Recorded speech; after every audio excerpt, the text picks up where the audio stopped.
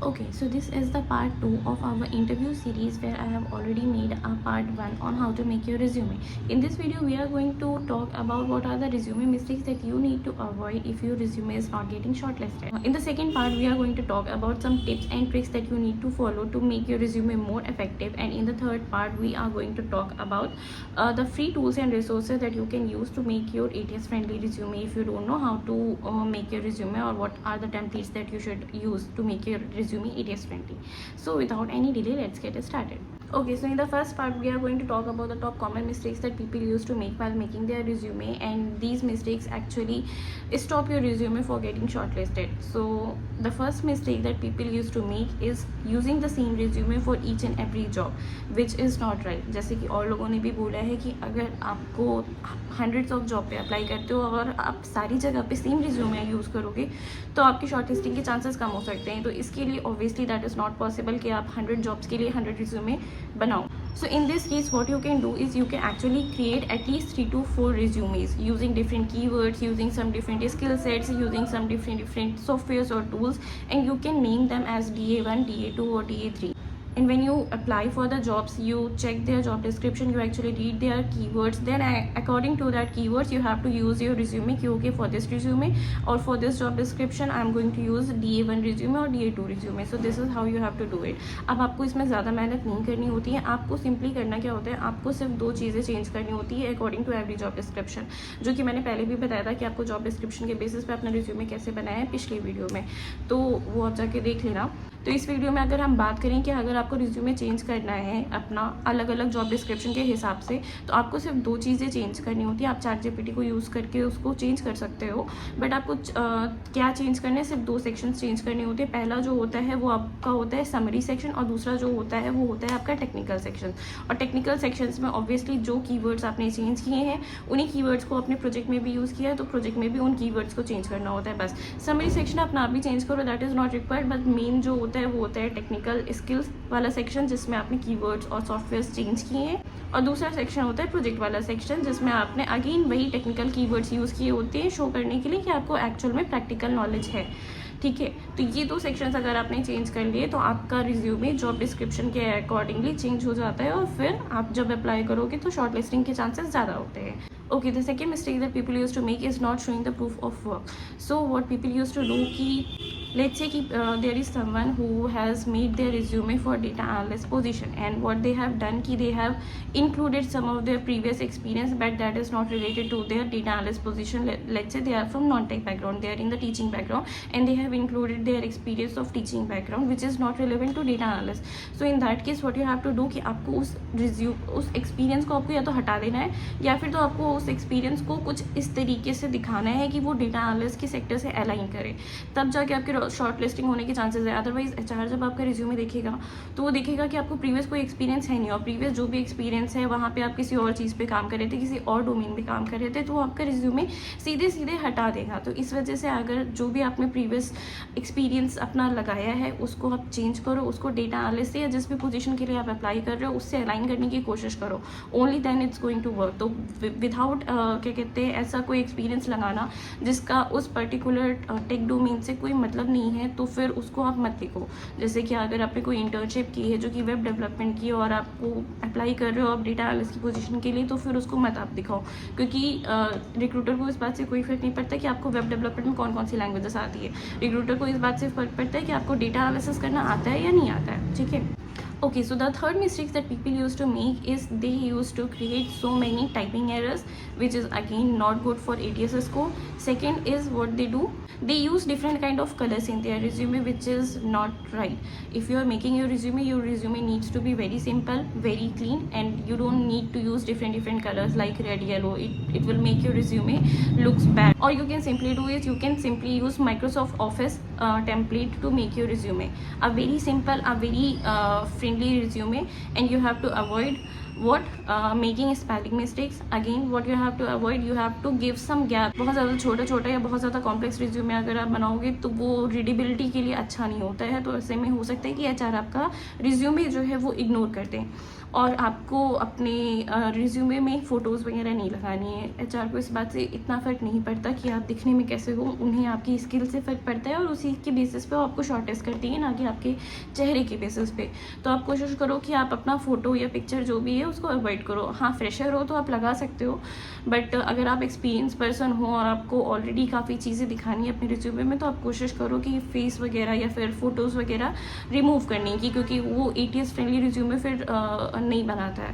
तो इस वजह से अगर आपको ATS फ्रेंडली रिज्यूमे बनाना है तो आप अपनी पिक्चर जो है उसको ऐड मत करो रिज्यूमे में, और जो है टाइपिंग एरर्स जो है उसको अवॉइड करने की कोशिश करो। और अपने रिज्यूमे में हर एक पैराग्राफ पे या हर एक सेक्शन पे, जो कि मैंने पहले वीडियोज़ में बताए थे, हर एक सेक्शन के बीच में थोड़ा थोड़ा सा गैप करो, ताकि वो पता चले कि ये अलग सेक्शन है, ये अलग सेक्शन है, ये टेक्निकल सेक्शन है, या फिर ये समरी वाला सेक्शन है। इस तरीके से आपको दिखाने के लिए थोड़ा थोड़ा गैप देना ज़रूरी है, ताकि सामने वाला बंदा अच्छे से उस चीज़ को पढ़ पाए और इंटरेस्ट आए उसको उस रिज्यूमे में।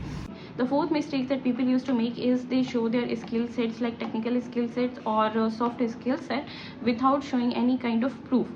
ठीक है, तो इसमें आपको क्या करना है कि आपको जो है अपने जो भी टेक्निकल स्किल्स या जो भी सॉफ्ट स्किल्स आपने अपने रिज्यूमे में मेंशन की है उसका आपको एग्जांपल देना है, या फिर उसको आपको कहीं ना कहीं दिखाना है कि okay this is where I have used this technical skill और soft skill to prove that कि okay I actually have the knowledge of that skill sets. So let's say कि अगर आपने अपने टेक्निकल स्किल सेट्स में mention किया है कि you have knowledge of SQL और power BI, then in the project section और in the work experience section you have to show कि हाँ मैंने ऑलरेडी प्रीवियस कंपनी में SQL पे काम किया है या फिर पावर BI पे काम किया है।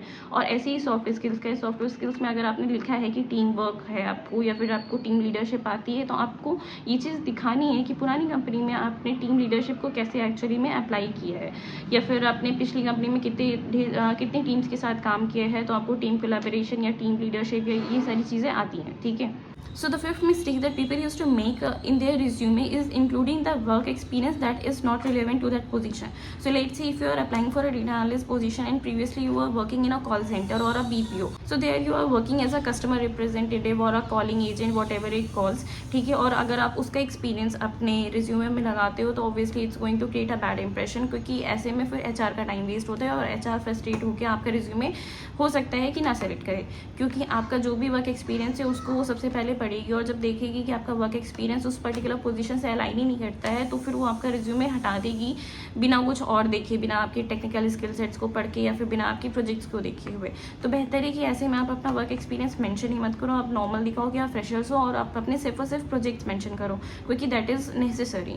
अदरवाइज अगर आपने ऐसा कोई काम किया है जो उस पोजीशन से अलाइन ही नहीं करता है तो फिर उस चीज़ को मेंशन करने की भी ज़रूरत नहीं है रिज्यूमे में, क्योंकि HR उसको नहीं देखेगी या फिर HR उस चीज़ को कंसिडर ही नहीं करेगी। ठीक है, okay, so this is the second part of the video where we are going to talk about some tips and tricks that you have to follow to make your resume more effective and to get your resume obviously shortlisted.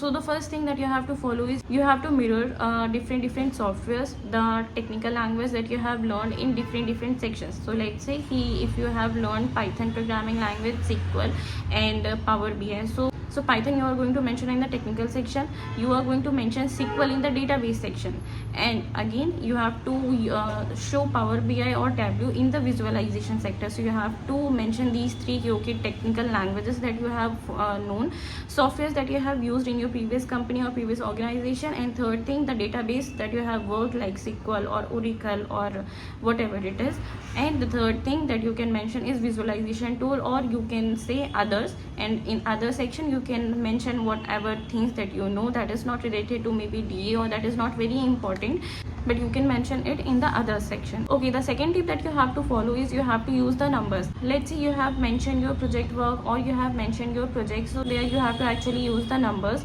to show the results ki okay this is the project that I have made, and by making the project or by completing this project we have increased the sales by 40% or 50%. So like this you can use the numbers to actually show the result and to actually show the outcomes of what you have done in your previous company or in your previous project. Third thing is that you have to use action keywords, like you have created, visualized, cleaned the data, performed this activity. You have to use different keywords that is related to action, instead of saying ki, okay, in this project our task is to perform this and we have done this and to analyze the data. These are some of the keywords, so there is a difference between these keywords. So you have to use the keywords that show that actually what you have done in your company, like action keywords. I have performed this activity, I have visualized the data, I have created this data set, I have cleaned the data, I have performed this activity. You can use these kind of keywords that makes more logic to the resume. So the next step that you have to follow is you, while making your resume or while designing your resume, whatever the template you are using, you don't have to use any kind of fancy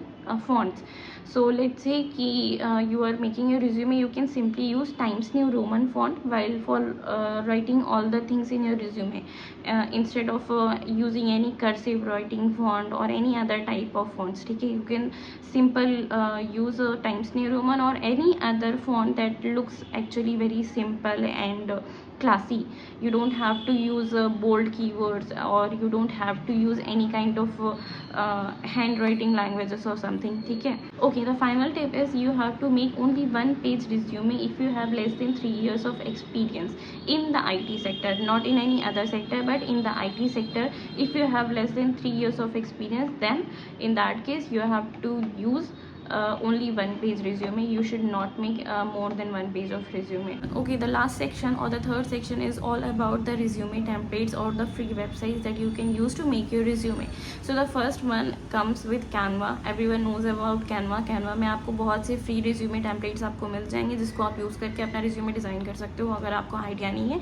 otherwise what you can do, you can simply use Microsoft Word for creating your resume. वहाँ पे बहुत simple सा resume आपको बनाना है, कोई photo नहीं include करनी है, नॉर्मल आपको सिर्फ पैराग्राफ्स लिखने हैं, समरी लिखनी है और कुछ हेडर्स वगैरह ऐड करने हैं. तो आप नॉर्मल अगर आप चाहते हो तो आप माइक्रोसॉफ्ट वर्ड यूज़ कर सकते हो.